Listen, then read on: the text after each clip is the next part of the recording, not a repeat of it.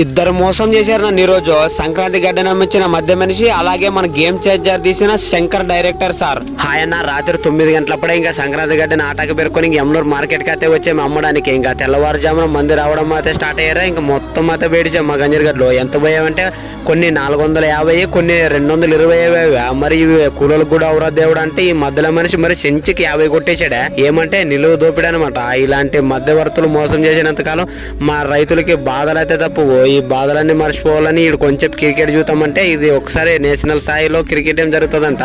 Sorry పెద్దగా దీని గురించి తెలియదు. ఒకసారి చూడండి ప్రైజులు ఎంత పెట్టారనో. ఇంకా వీళ్ళు స్టార్ట్ చేసే తలకల్లా నాకు దీని మీద కంటే సినిమాస్ మీదే ఇంట్రెస్ట్ ఎక్కువ. దానికోసమే ఇంకా సినిమా కథ వచ్చాం గేమ్ చేంజర్కి. మరి ఈడు కూడా చూస్తే శంకర్ సార్ కూడా మనల్ని మోసం చేశాడు. ఎందుకంటే సినిమా అస్సలు బాగలేదు. సారీ నా ఒపీనియన్ ఇదే. ఇంకా ఇంత బూదిని కాసి ఇంకా ఇంటికైతే బయలుదేరాం చక్కగా. ప్లీజ్ మీరైతే సబ్స్క్రైబ్ చేసుకోండి. ఇంకా